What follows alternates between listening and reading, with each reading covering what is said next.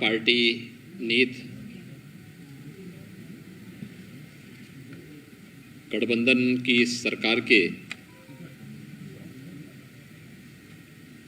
दोबारा सत्ता में आने के साथ ही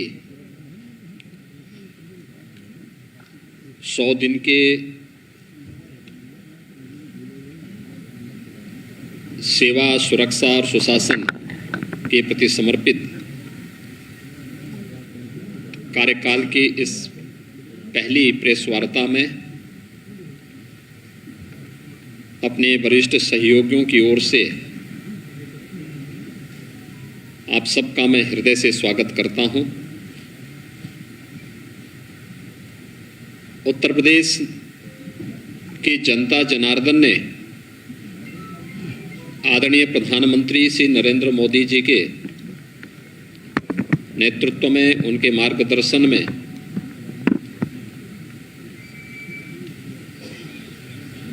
अभी हाल ही में प्रदेश में संपन्न हुए विधानसभा चुनाव में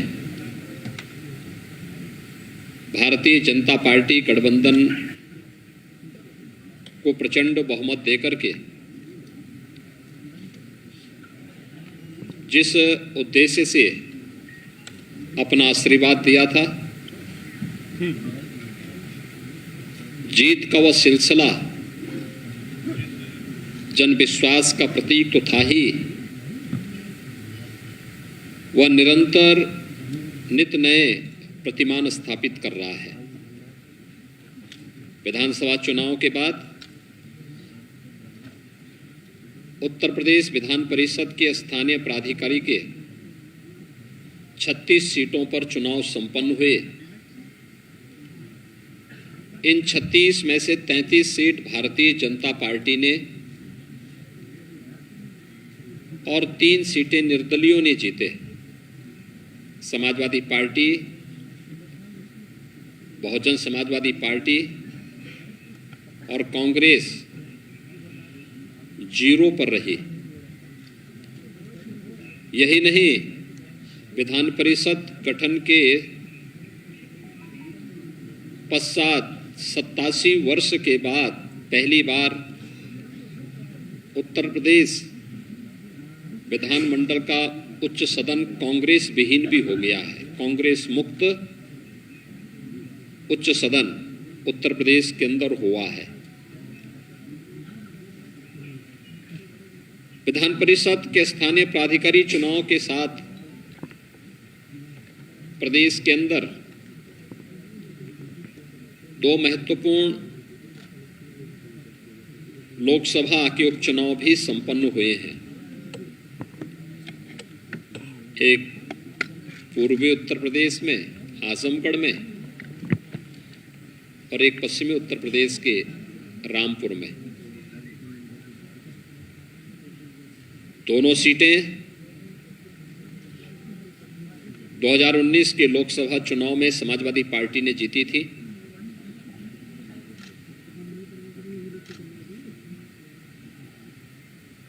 इस उपचुनाव में जनता जनार्दन का आशीर्वाद भारतीय जनता पार्टी को प्राप्त हुआ। यह भी प्रधानमंत्री मोदी जी की नीतियों के प्रति और सरकार की सक्रियता और बेहतर समन्वय का एक परिणाम है कि जनता जनार्दन का आशीर्वाद फिर से भारतीय जनता पार्टी गठबंधन के प्रत्याशियों को प्राप्त हुआ और दोनों सीटों पर भी भारतीय जनता पार्टी के प्रत्याशी विजयी हुए।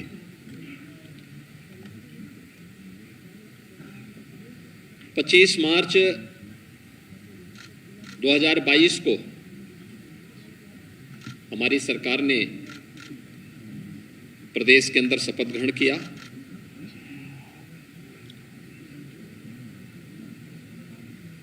उत्तर प्रदेश के इतिहास में 37 वर्षों के बाद यह अवसर आया था जब कोई सरकार अपना 5 वर्ष का कार्यकाल पूरा करे और 5 वर्ष के अपने कार्यकाल के उपरांत फिर से प्रचंड बहुमत के साथ सरकार बनाए। पहली बार उत्तर प्रदेश के इतिहास में किसी मुख्यमंत्री ने अपना कार्यकाल पूरा किया और प्रचंड बहुमत के साथ फिर से सरकार बनाने के साथ ही सरकार को सफलतापूर्वक संचालन करने के अपने 100 दिन के अपने इस कार्यकाल की उपलब्धियों के साथ जो कहा सो किया कि इस अपने परंपरागत अभियान को लेकर के फिर से मैं आपके बीच में यहाँ पर उपस्थित हुआ हूँ। हम सब जानते हैं कि उत्तर प्रदेश देश की सब आबादी के दृष्टि से सबसे बड़ा राज्य है और प्रधानमंत्री जी बार बार इस बात को कहते हैं कि उत्तर प्रदेश में संभावना है, एक पोटेंशियल है कि उत्तर प्रदेश भारत की अर्थव्यवस्था का ग्रोथ इंजन बनने की सामर्थ्य रखता है। उस सामर्थ्य को सजोने का कार्य और उसको देश और दुनिया के सामने प्रस्तुत करने का कार्य, उसकी आधारशिला 2017 से मार्च 2022 के बीच में हमारी सरकार ने किया। अब दूसरा कार्यकाल जो हमें उत्तर प्रदेश की जनता जनार्दन ने दिया है, इस दूसरे कार्यकाल में एक नई उड़ान के साथ हम सब अपनी यात्रा को आगे बढ़ा रहे हैं। आदरणीय प्रधानमंत्री जी ने देश के लिए जो लक्ष्य निर्धारित किया है कि भारत की अर्थव्यवस्था $5 ट्रिलियन की होगी, तो स्वाभाविक रूप से उत्तर प्रदेश की भूमिका इसमें महत्वपूर्ण हो जाती है और उत्तर प्रदेश ने आते ही हमारे मंत्रिमंडल ने सबसे पहला कार्य वे 10 सेक्टर चुने जिन पर हम व्यवस्थित कार्य योजना बना करके उत्तर प्रदेश की अर्थव्यवस्था के उस प्रेजेंटेशन को $1 ट्रिलियन तक पहुंचाने की इस कार्य योजना को हम आगे बढ़ा सके। ये पहली बार हुआ है कि 10 सेक्टर के प्रेजेंटेशन में सभी हमारे सहयोगी मंत्रीगण मौजूद थे। उनके मार्गदर्शन में उनके विभागों ने उसका प्रेजेंटेशन स्वयं बनाया, उसका अध्ययन किया, फिर उसका मंत्रिमंडल के सामने प्रस्तुतिकरण हुआ, उस पर चर्चा हुई और फिर उसकी ठोस कार्य योजना बना करके हर एक सेक्टर के लिए एक सीनियर अधिकारी को जिम्मेदारी देकर के उस सेक्टर की उन संभावनाओं को जो उत्तर प्रदेश को आगामी 5 वर्ष के अंदर $1 ट्रिलियन की इकोनॉमी के समकक्ष पहुंचाने में योगदान दे सकेगा, वह कार्यक्रम भी हम लोगों ने सफलतापूर्वक प्रदेश के अंदर आगे बढ़ाया। मुझे प्रसन्नता है कि सरकार जनता के द्वार इस कार्यक्रम को मेरे सहयोगी मंत्रिमंडल के मेरे सभी सहयोगी मंत्रियों ने 18 समूहों के साथ जोड़ करके अलग अलग समूह, मंत्री समूह को 18 मंत्री समूह ने 18 कमिश्नरी को केंद्र में रख करके 72 घंटे के लिए एक कमिश्नरी में कैंप किया। जनपद स्तर पर गए, गांव में गए, नगर में गए, अलग अलग संगठनों, संस्थाओं के साथ बैठकें भी संपन्न की, जनता चौपाल के कार्यक्रम भी आयोजित किए, विकास कार्यों के भौतिक सर्वेक्षण भी किए और उन कार्यक्रमों को आगे बढ़ाने का कार्य किया जो जनता के मन में एक नया विश्वास पैदा कर सके। मंत्री समूह ने अब तक हर मंत्री समूह 2-2 कमिश्नरी कवर कर चुके हैं और सफलतापूर्वक इन कार्यक्रमों को एक नई गति उनके मार्गदर्शन में न केवल अपने विभाग के कार्यों को बल्कि जमीनी धरातल पर जाकर के देख करके शासन की सभी प्रकार की योजनाओं को प्रभावी ढंग से क्रियान्वयन का कार्यक्रम भी आज प्रदेश के अंदर सफलतापूर्वक आगे बढ़ने का कार्य हो रहा है। मित्रों, ये जो कार्यक्रम है जो उत्तर प्रदेश की अर्थव्यवस्था को एक नई गति देने के लिए एक टीम वर्क प्रदेश के अंदर देखने को मिल रहा है। इस टीम वर्क ने अपने पिछले कार्यकाल में बहुत सारी उपलब्धियां हासिल की थी और आज उत्तर प्रदेश को देश की सबसे बड़ी अर्थव्यवस्था के रूप में स्थापित करने के इस लक्ष्य को आगे बढ़ाते हुए हम लोगों ने अगले 5 वर्ष की जो कार्य योजना तैयार की है, इसमें 100 दिन के जो लक्ष्य तय किए गए थे, उन लक्ष्यों को सफलतापूर्वक आगे बढ़ाने का कार्य भी वर्तमान में हम लोग कर रहे हैं, जो उत्तर प्रदेश की प्रगति और समृद्धि की दृष्टि से अत्यंत महत्वपूर्ण है। हम लोगों ने प्रदेश के अंदर जो कार्य योजना तैयार की, इस दौरान हम लोगों ने तकनीक का भी बेहतर इस्तेमाल किया। पहली बार हुआ जब प्रदेश के अंदर पेंशन प्राप्त करने वाले सरकारी कर्मचारियों के लिए ई पेंशन की सुविधा लागू हुई। अब किसी रिटायर्ड कर्मचारी को अपने पेंशन के लिए भटकना नहीं पड़ेगा। देश का पहला राज्य है उत्तर प्रदेश जिसने इस कार्यक्रम को इन 100 दिनों के अंदर संपन्न करके प्रदेश के अंदर आदरणीय प्रधानमंत्री जी के डिजिटल इंडिया के कार्यक्रम के माध्यम से कार्मिकों की समस्या के समाधान का एक रास्ता निकाला। ई विधान लागू किया गया। विधानसभा का अभी हाल ही में संपन्न सत्र ई विधान के साथ संपन्न हुआ है और यही नहीं, आजादी के अमृत महोत्सव वर्ष में देश के महामहिम राष्ट्रपति जी का दोनों सदनों को मार्गदर्शन भी प्राप्त हुआ है। ये 100 दिन के अंदर ही ये सभी कार्यक्रम प्रदेश के अंदर संपन्न हुए हैं। हम सब जानते हैं उत्तर प्रदेश 2017 के पहले परिवारवाद, जातिवाद, भ्रष्टाचार, दंगों और अराजकता के लिए जाना जाता था। उत्तर प्रदेश के अंदर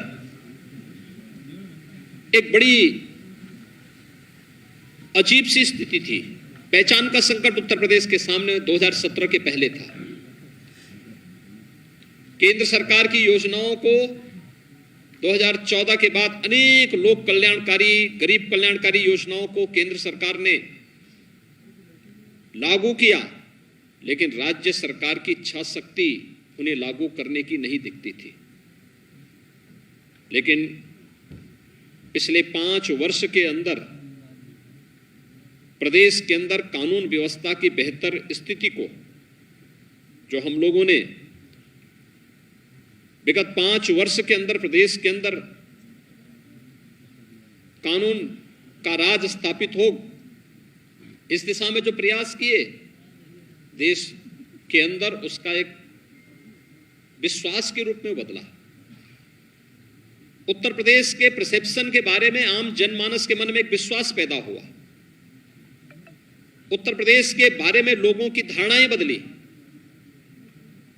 और उसका परिणाम था कि यहां पे निवेश की अनेक संभावनाओं ने आगे बढ़ करके प्रदेश के विकास को एक नई ऊंचाइयां देना भी प्रारंभ किया। निवेश की इन संभावनाओं ने प्रदेश में रोजगार के सृजन की संभावनाओं को भी आगे बढ़ाया। अपराध और अपराधियों के प्रति जीरो टॉलरेंस की सरकार की नीति प्रभावी ढंग से प्रदेश के अंदर क्रियान्वित हुई और इन 100 दिनों में भी प्रदेश के अंदर हमारी सरकार ने 844 करोड़ रुपए की माफियाओं की और पेशेवर अपराधियों की संपत्ति को जब्त करके अपनी उस प्रतिबद्धता को एक बार फिर से सबके सामने प्रस्तुत किया है। अगर मैं देखूं तो अब तक 2017 से अब तक 2925 करोड़ रुपए की अवैध संपत्तियां हम लोगों ने प्रदेश के अंदर माफियाओं से जब्त की है। यही नहीं, ये पहली बार हुआ है कि जब पुलिस के संरक्षण में कहीं भी कोई गलत कार्य नहीं बल्कि अवैध पार्किंग हटाए गए, टैक्सी स्टैंड हटाए गए, उन्हें व्यवस्थित स्वरूप नगर निकायों के साथ मिलकर के भी प्रदान किया गया। और आज लगभग प्रदेश के अंदर 68,700 से अधिक अतिक्रमण स्थल, जो सड़कों पर अतिक्रमण बनाए गए थे, आवागमन को बाधित करके किए जाते थे, उनको हटाया गया। 76,000 से अधिक अवैध पार्किंग स्थल भी मुक्त किए गए और वहां पर अब वाहनों की पार्किंग की सुविधा प्रदेशवासियों को प्राप्त हो रही है। और ये पहली बार हुआ कि धर्मस्थलों से माइक हट जाएं और अनावश्यक शोरगुल से लोगों को मुक्ति मिले। 1,20,000 से अधिक ऐसे माइक थे जो या तो हटाए गए या फिर उनके वॉल्यूम को कम किया गया। और ये बिना किसी हो हल्ला के स्वतःस्फूर्त भाव के साथ, ये जन विश्वास का ही प्रतीक है कि समाज के प्रत्येक तबके ने सरकार के इस कार्य का पूरा समर्थन किया और सरकार को अपना पूरा सहयोग देने के साथ साथ इस कार्यक्रम में बढ़ चढ़ करके भाग भी लिया। प्रदेश सरकार के ही इन कार्यक्रमों के आगे बढ़ाने का परिणाम है कि आज सड़कों पर कोई भी सार्वजनिक कार्यक्रम नहीं होते, कोई भी इस प्रकार के कार्यक्रम नहीं जिसमें चाहे वह अलविदा की नमाज सड़कों पर नहीं होंगे, बल्कि जहां धर्मस्थल में तय है वहीं होगी। ईद के कार्यक्रम, रामनवमी के कार्यक्रम, अन्य कोई भी कार्यक्रम कहीं भी किसी सड़क पर प्रदर्शन के माध्यम नहीं बने। बड़ी शालीनता के साथ, शांतिपूर्ण तरीके के साथ ये सभी कार्यक्रम प्रदेश के अंदर संपन्न हुए और प्रदेश ने इन सभी कार्यक्रमों को आगे बढ़ाने का काम किया। पास्को एक्ट के अंतर्गत भी प्रभावी कार्रवाई करते हुए महिला और बालिकाओं के प्रति अपराधियों को, कोई भी अपराध करने वाले अपराधियों को भी न केवल सजा दिलाई गई बल्कि उसकी प्रभावी पैरवी करते उसे कटघरे में भी खड़ा किया गया।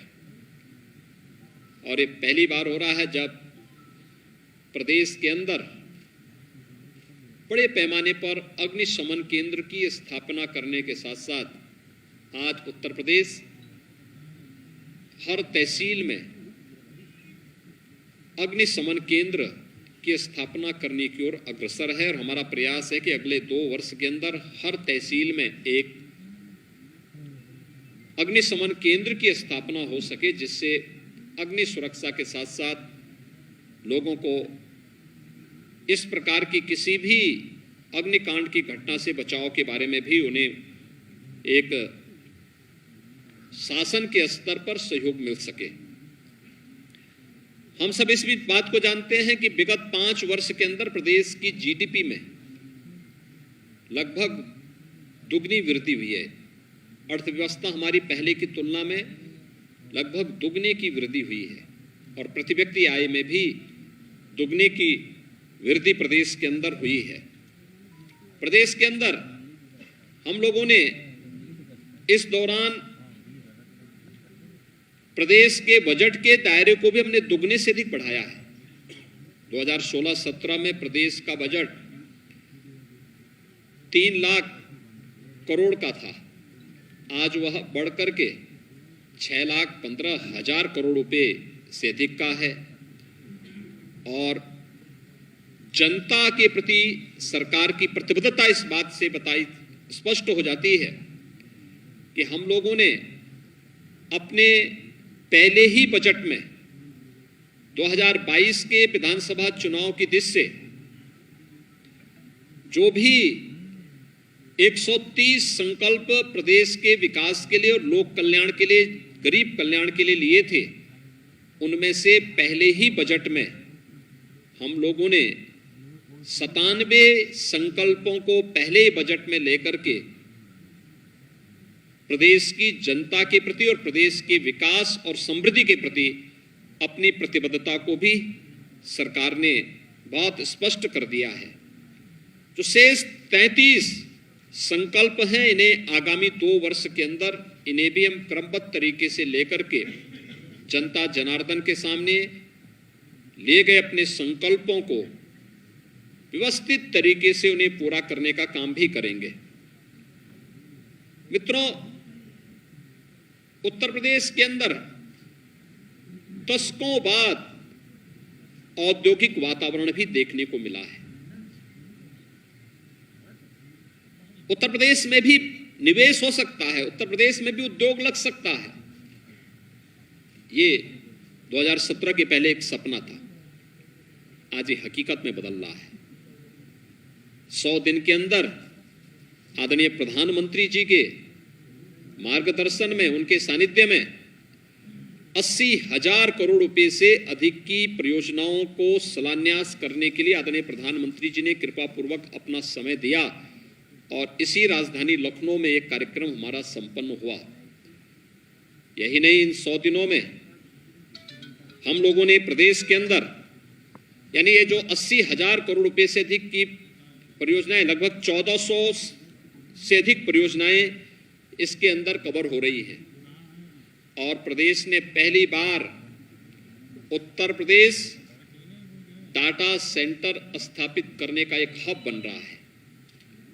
हम लोगों ने, प्रदेश सरकार ने इसकी अपनी एक policy, Uttar Pradesh data centre नीति भी प्रदेश के अंदर लागू की और इसमें प्रदेश को 4 नए डाटा सेंटर स्थापित करने, आज डिजिटल इंडिया के युग में डाटा के अपने महत्व हैं और उस महत्व को ध्यान में रख करके 4 नए डाटा सेंटर जिनकी लागत 15,950 करोड़ रुपए से अधिक की है और जिनमें लगभग 4,000 से अधिक नौजवानों को डायरेक्ट रोजगार मिलने की संभावना है, यह भी हम लोगों ने इस दौरान इसे पूरा किया।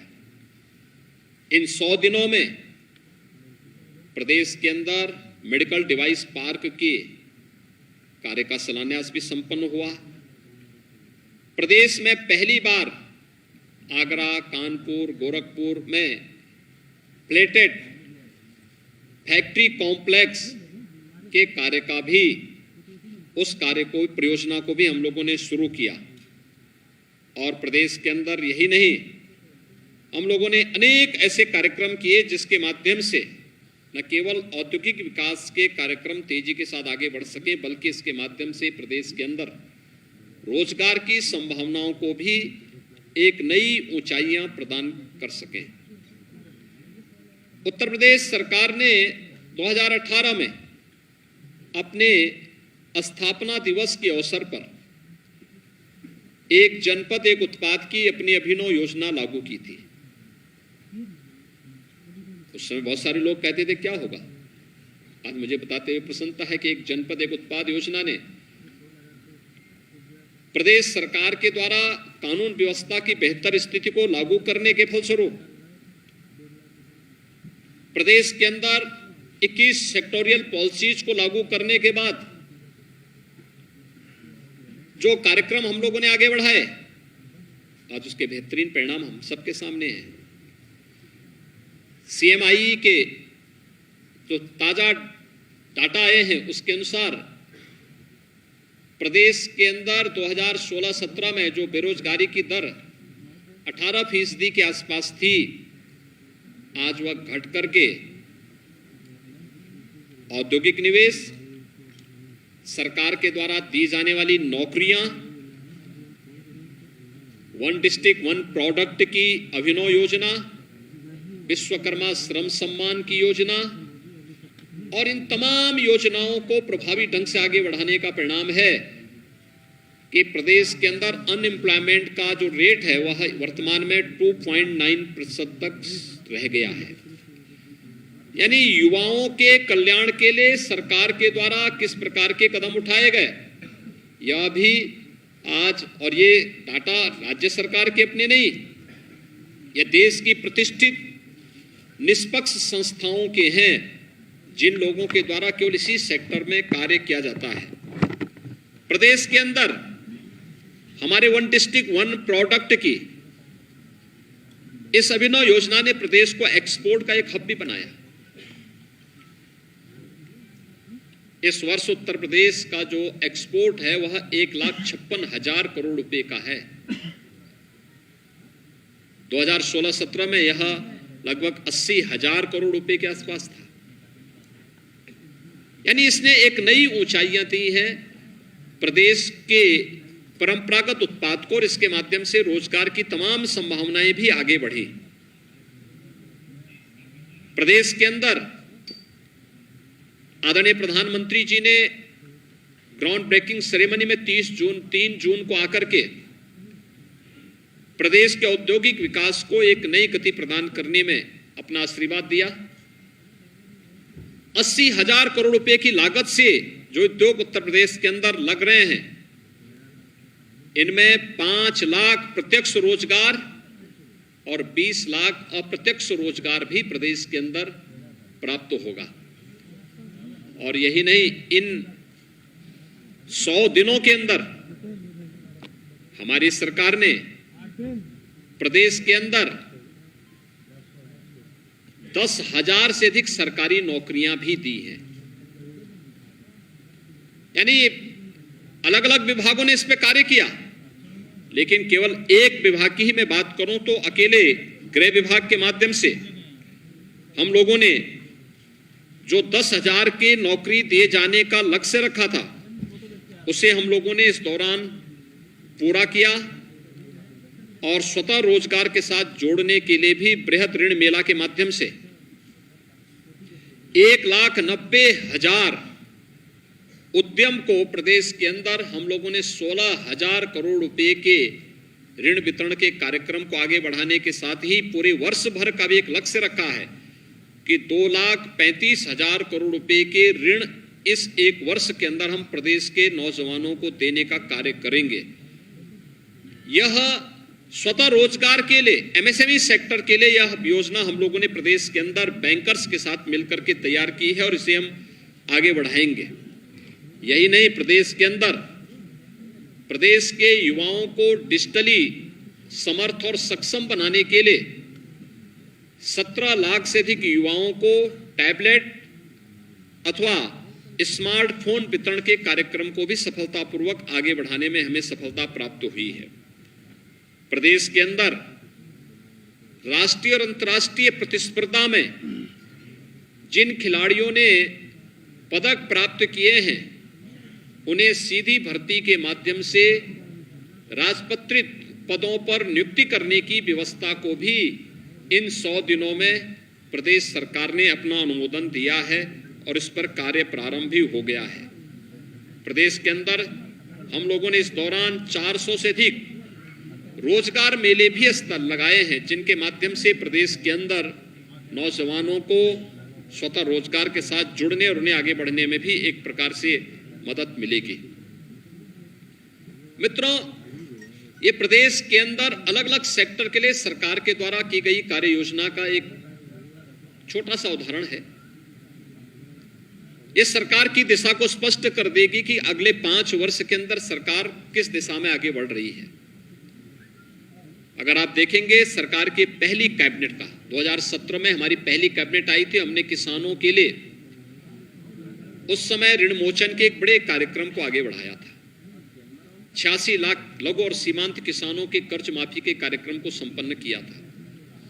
और 2022 की पहली कैबिनेट हुई थी, प्रदेश के 15 करोड़ गरीबों को प्रदेश के अंदर प्रधानमंत्री गरीब कल्याण अन्न योजना के साथ साथ राज्य सरकार के द्वारा भी फ्री राशन देने की उस व्यवस्था को आगे बढ़ाने का निर्णय हम लोगों ने पहली कैबिनेट में लिया था, जिसे 3 महीनों तक धान गेहूं के साथ, चावल और गेहूं के साथ ही दाल, तेल, नमक और अंत्योदय परिवारों को चीनी भी उपलब्ध करवाने की कार्रवाई को आगे बढ़ाया था।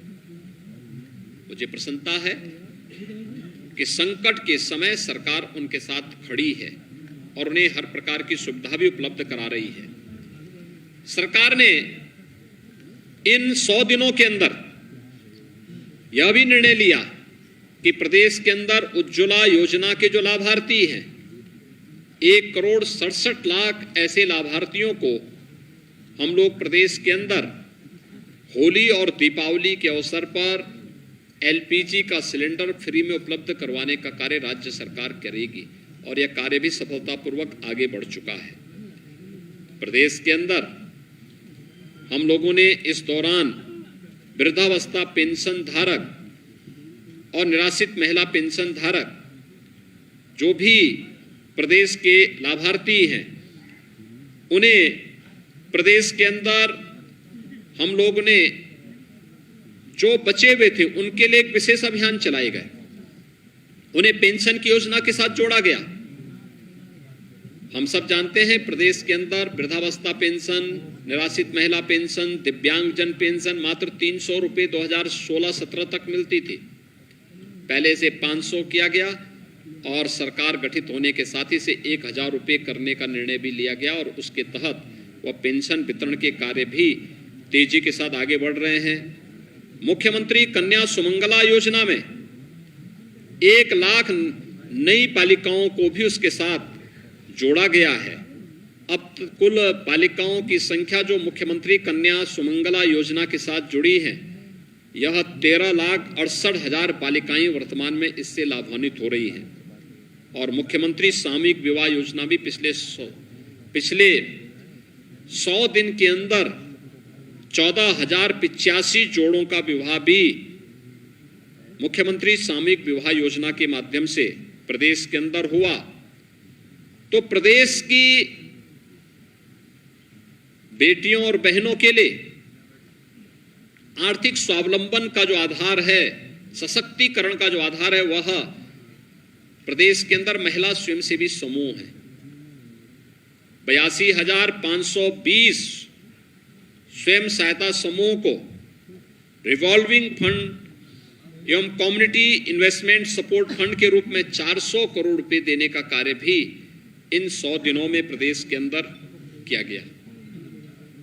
मित्रों, किसान, अन्नदाता किसानों के लिए सरकार पूरी मजबूती के साथ कार्य कर रही है। हम लोगों ने पिछले 5 वर्ष के अंदर प्रदेश के अंदर सिंचाई के दायरे को लगभग 21 लाख हेक्टेयर अतिरिक्त सिंचन की सुविधा प्रदेश के अंदर उपलब्ध करवाई।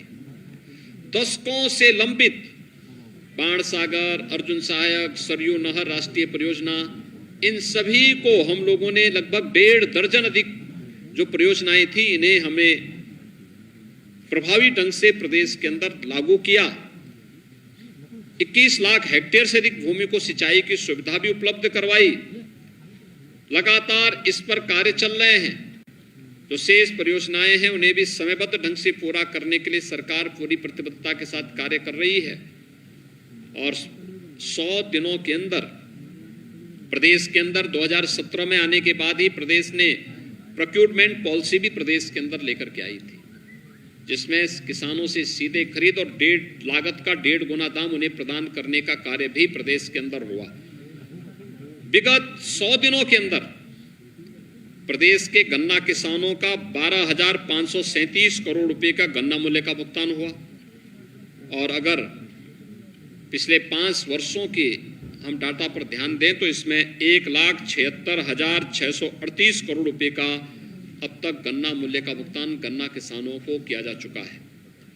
पीएम किसान सम्मान निधि के माध्यम से प्रदेश के अंदर 2,55,000 किसानों को अब तक 2 करोड़ 55 लाख किसानों को 2 करोड़ 55 लाख किसानों को 47,265 करोड़ रुपए हस्तांतरित किए गए। और यही नहीं, 8 लाख कृषकों को 4,635 करोड़ का फसली ऋण भी वितरण करने का कार्य हुआ है। मित्रों, ग्रामोदय से राष्ट्रोदय की परिकल्पना कैसे साकार हो सकती है, यह भी अगर देखना हो तो आदरणीय प्रधानमंत्री जी के उस विजन में, जिसमें ग्रामीण क्षेत्र में आवासीय अभिलेख हर एक उस व्यक्ति को उपलब्ध कराने का जो बृहद कार्यक्रम चल रहा है, 100 दिनों में 11 लाख ऐसे घरोनी यानी ग्रामीण आवासीय अभिलेख प्रदेश के अंदर गांवों में वितरित किए गए। अब तक हम लोग जब से योजना चली, मार्च 2020 से योजना चली थी, 34 लाख परिवारों को ये सुविधा उपलब्ध करा चुके हैं। इसके साथ ही प्रदेश के अंदर ग्राम सचिवालय की परिकल्पना भी साकार हो रही है। उन्हें इंटरनेट की बेहतरीन कनेक्टिविटी से जोड़ते हुए गांव के अंदर ही बैंकिंग कॉरस्पॉन्डेंट सखी बैंकिंग सेवाएं उपलब्ध करा रही हैं, विद्युत सखी विद्युत बिल को जमा करने का कार्य कर रही हैं, और गांव के अंदर वे सभी प्रकार की सुविधाएं हम देने का कार्य कर रहे हैं। इन 100 दिनों में प्रदेश के अंदर इंफ्रास्ट्रक्चर डेवलपमेंट के भी बेहतरीन कार्य हुए। बुंदेलखंड एक्सप्रेसवे बनकर के तैयार है। आदरणीय प्रधानमंत्री जी अगले सप्ताह बुंदेलखंड एक्सप्रेसवे का उद्घाटन भी करने जा रहे हैं। गंगा एक्सप्रेसवे पर कार्य तेजी के साथ आगे बढ़ा है, और बलिया लिंक एक्सप्रेसवे के कार्यक्रम को भी हम लोगों ने आगे बढ़ाया है। विगत 5 वर्ष के अंदर प्रदेश के अंदर एयर कनेक्टिविटी को बेहतरीन किया गया। आदरणीय प्रधानमंत्री जी की उस परिकल्पना को, जो उन्होंने कहा था कि हवाई चप्पल पहनने वाला भी हवाई जहाज की यात्रा कर सकता है, वह उत्तर प्रदेश ने साकार किया है। उत्तर प्रदेश के अंदर 2017 में 2 एयरपोर्ट क्रियाशील थे और 2 आंशिक क्रियाशील थे।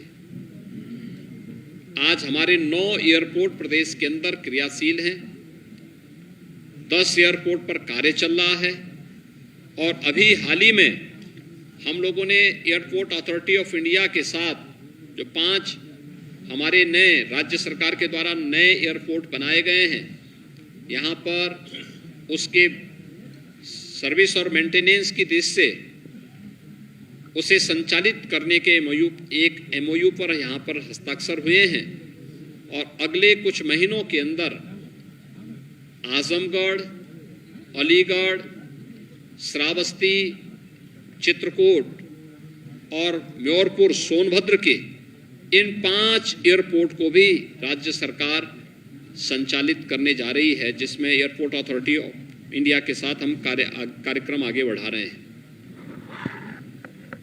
कोरोना प्रदेश के अंदर इस सदी की सबसे बड़ी महामारी पूरी तरह नियंत्रण में है, और नियंत्रण में है ही। प्रदेश ने विगत 5 वर्ष के अंदर दिमागी बुखार पर प्रभावी नियंत्रण करने में भी सफलता प्राप्त की।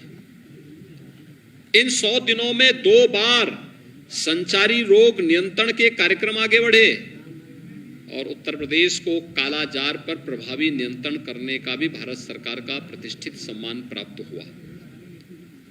प्रदेश मलेरिया, डेंगू, दिमागी बुखार, इन सब पर प्रभावी नियंत्रण करने की दिशा में तेजी के साथ आगे बढ़ा है। दिमागी बुखार का आप जानते हैं कि पूर्वी उत्तर प्रदेश समेत प्रदेश के 38 जनपद इससे प्रभावित थे। हजारों मौतें होती थी। 1977 से 2017 के बीच प्रदेश के अंदर 50,000 बच्चों की मौतें केवल इस बीमारी से हुई।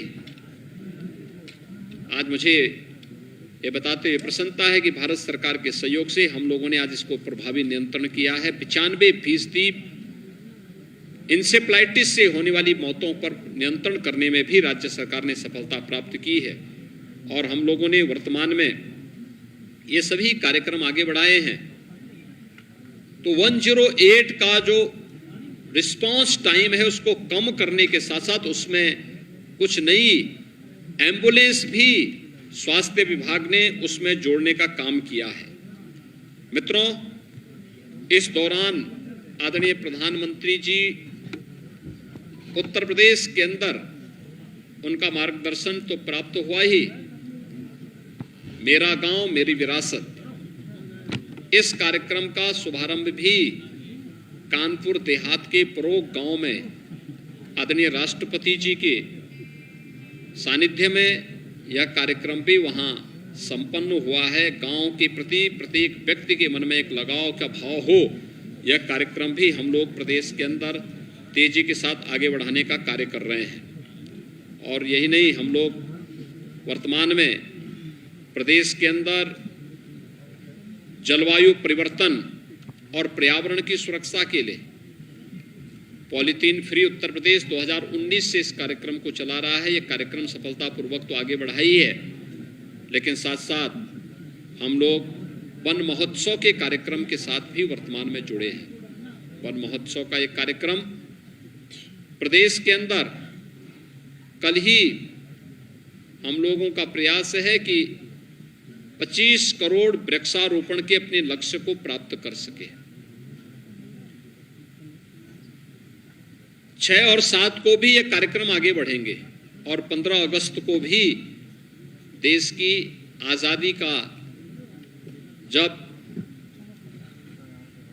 अमृत महोत्सव होगा तो उस अवसर पर भी हर ग्राम पंचायत में 75 पौधे लगाने के एक बड़े संकल्प के साथ राज्य सरकार कार्य कर रही है और उन कार्यक्रमों को आगे बढ़ाने का कार्य भी हम लोग प्रदेश के अंदर करने जा रहे हैं। कुल इस दौरान हम लोग 35 करोड़ वृक्षारोपण के लक्ष्य को लेकर के आगे बढ़े हैं।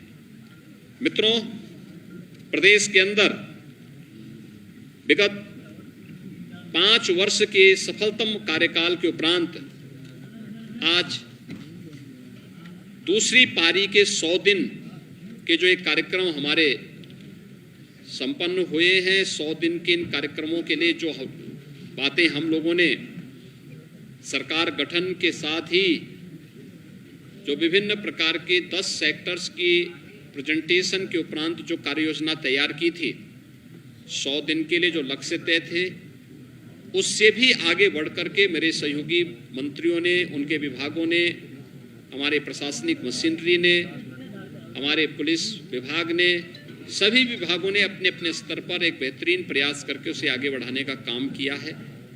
और मुझे विश्वास है कि 6 महीने, 1 वर्ष, 2 वर्ष और 5 वर्ष की जो कार्य योजना हम लोगों ने प्रदेश की दिशा से तय की है, इसे भी सफलतापूर्वक आगे बढ़ाने में हम लोग सफल होंगे, इसमें कोई संदेह नहीं। हर मंत्री, हर